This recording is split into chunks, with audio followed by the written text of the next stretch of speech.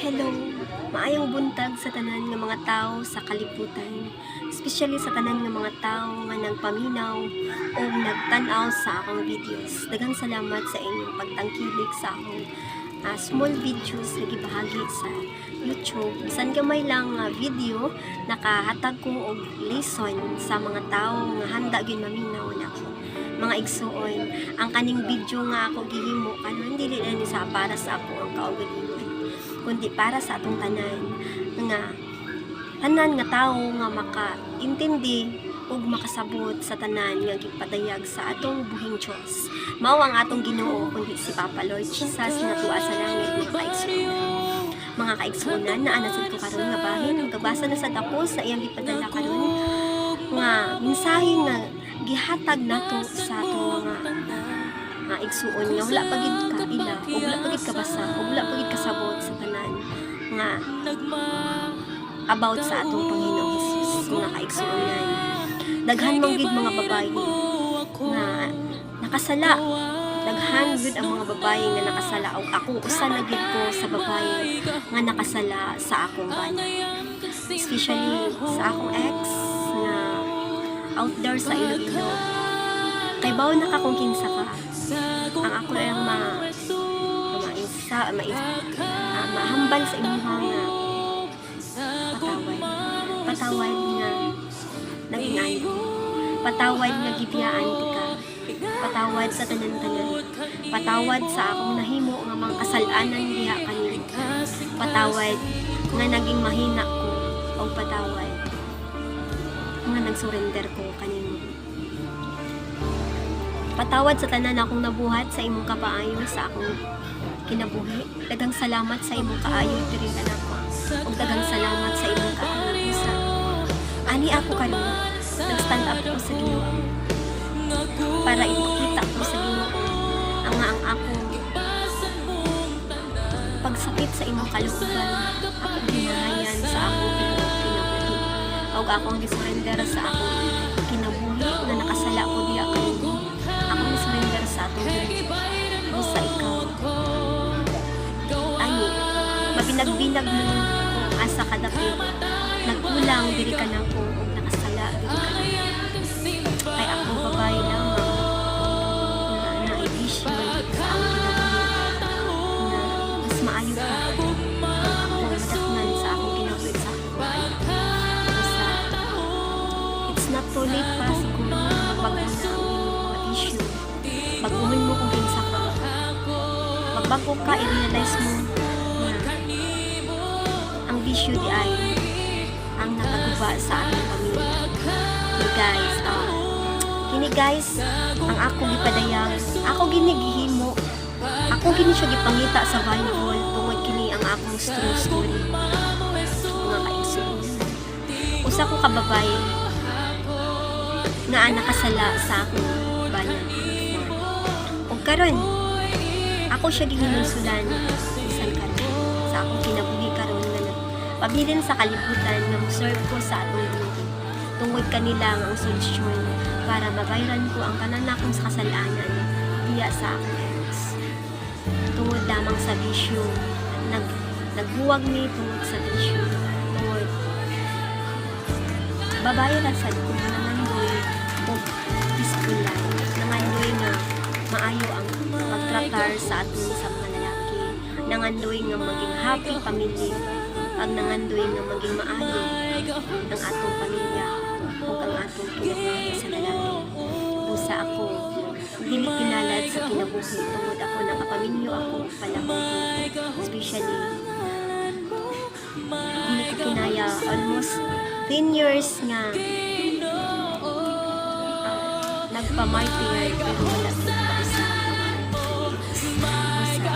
Nag-surrender ko. Ako nag-surrender ang akong kinabuhi.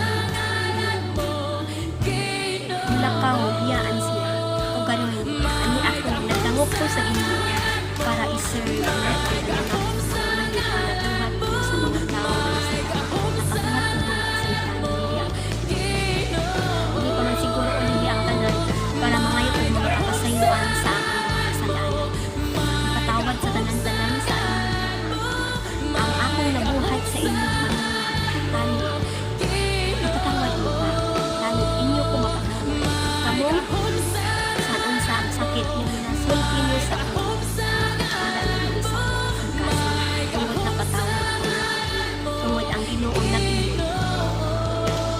Magpatawad ka, tungod ka na ang akay sa imo patungo sa imong kaligtasan sa langit direksyon. Kung ikaw makahibalo ka magpatawad sa katawo nang gidulot og sakit diri sa imong kasing-kasing mga igsoon. Kay mga igsoon, sad unsa ka na kaitom sa imong kasalanan diri sa kalibutan, i-surrender sa Ginoo. Ug kana ang Ginoo ang sulti kanimo og ipatawad ka sa Ginoo o walay-walay sa hinluan ka sa Ginoo pagbalik o tagan kaniya sa kinabuhi na ikaw hindi nakatutunan na ikaw pag-ulat tao karon mga igsoon. Ang gipadala niya nga mensahe sa akon gamit ang akong pinapili sa padayag sining mensahe tungod kini ang mensahe nakatatak sa akong kasukas o nakatatak sa akong panahunan o kini ang akong nakiagyan sa akong busa ganahan i-share sad sa inyo mo nakahibaw ko nga daghang mga babae ang nakasala sa mga bana, ang daghang mga babae ang biya sa ilang pamilya, daghang mga babae ang nagpakamartir sa iyang bana busa kini kung kini i-share sa tanan tanan nga makalungog sa tanan nga mundo makadungog maabot sa akong Kristo ang kamong mga babae sama na kung dili kayo kaya dili na gid niyo pilitan kay bisan pa unsaon pa ninyo ang relasyon nga nailamat sa unsaon pa na ninyo kaayo nagkalamat na gyud og pabalik-balik na gyud ang inyo nga pag-away nga maglulong sa bisyo, maglulong sa tanan nga mga kadautan diri sa inyong kasing-kasing hantod na ma-end of the day na lang nga masayran nyo na lang na mali na gid ang inyong gibuhat og nakapatay na og ikaw mapatay o siya mapatay busa ayaw na hindangta sa mga pasakitan physically ang inyong pagkuyog kung toxic na move on na busa ang igaingon sa Ginoo kini sa babayi diri sa Juan 8 hantod sa 11 ang babayi nga nasakpan na nanapaw unya ang tanan na mauli apan si Jesus miadto sa bungtod sa mga olibo sayo pa kabuntag mudalik ang tawo ug milingkod siya na nanudlo kanila ang mga nagtutudlo sa balaod ug ang mga paresyo nagdala usa ka babaye nga hisakpan nga nanapaw siya gipat atubang nila sa tanan miingon sila kang Jesus magtutudlo kining babayhana nasakpan nga nanapaw sa atong balaod nagsugo si Moises nga ang nagbuhat sa ingon kinahanglan batuon hangtod mamatay karon unsa may imong ikasulti gisulti nila kini aron pagbitik kaniya og sa ingon ikasumbong nila siya apan mutik kubo si Jesus og nisulat sa yuta gigamit ang iyang tudlo og samtang nagbarog sila didto sa nga nangutana mituyhad si Jesus og miingon kanila bisag kinsa kaninyong walay nakasala maoy mauna pagbato kaniya unya misulat siya sa pag-usab sa yuta sa pagkadungog nila sa gisulti ni Jesus nag-iyahay silag pamahawa ug naguna ang mga tiguang nahabilin si Jesus ug ang babaye nga nagbarog gihapon didto si Jesus mitultuyhad ug miingon kaniya hain man sila wala bay nagpabilin aron pagsilot kanimo ang babaye miingon wala sir siya mitubag si Jesus miingon kaniya kun mao ka na bisan ako dili usab ko makasilot kanimo lakaw og ayaw na pagpakasala pagbalik mao na ang gitudlo sa atong Ginoo kita nga mga babae nga nakasala man ta sa atong bana ayaw nyo isipa nga taot ka nga hugaw kay ka tungod kita nga mga tao diri sa kalibutan wala kid mahinlo sa ato puro gid kita mga kasalanan diri sa kalibutan puro kita mga mahugaw nga mga tao diri sa kalibutan tungod kita mga tao lamang nga makasala sa mga isig katawo kita tao lamang nga mapukan kita tao lamang nga naagyod sa pagsulay ug tao lamang ta nga magbigay sa atong pagsulay sa atong kinabuhi ug mao na ang giingon ni Panginoong Hesus sa tanan nga mga kababaihan diri sa kalibutan nga nakasala sa mga bana or sa pamilya. Walay bisag kinsa ang mo judge o walay bisan kinsa ang mo bato o walay bisang kinsa ang magsilot kanimo. Kay ngano, tao lamang sila nga nakasala o may kasalanan sad sila. Giingon sa atong Ginoo nga siya ang atong Ginoo, dili sad siya makasulot kanato. Ang giingon sa atong Ginoo nga kung makasala ta sa atong mga nabuhat nga kasaypanan, dili na gyud ta mubalik sa mga sala pa nga nabuhat nato. Mubag-o ta, tarungon nato ang atong kinabuhi. Ang atong kinabuhi, atong ayuhon, nga dili na ta makasala pagbalik sa mga tao nga naghatag og inspirasyon sa atoa, sa mga tao nga nagmahal nato. Kung karon anaa ka pa sa magulong sitwasyon, anaa ka pa sa magulong relasyon, toxic na relasyon. Karon ang panahon nga mag-move on ka. Idangop sa Ginoo ang imong kasing-kasing ug ang imong kinabuhi. Manghayo ka guide sa tanan sa Ginoo para kung unsaon ang imong pagbuhat, kung unsaon yung pag-fix ang imong pamilya nga dili pa masira. Kung kaya pa ayuhon ang mga relasyon, ayuha. Kung kaya pa baguhon ang tanan, baguha. Tungod wala pa, dili pa huli ang tanan para magbago ka. Tungod ang giingon sa Ginoo, dili siya mosilot sa atoa. Pero ang giingon niya, lawom kaayo, gamay ra siya nga salita, pero gamay ra, pero lawom sa atong kinabuhi. Dili ko mosilot nimo nga ako ang Ginoo. Pahawa og magbago ka. Maingon ang Ginoo ana.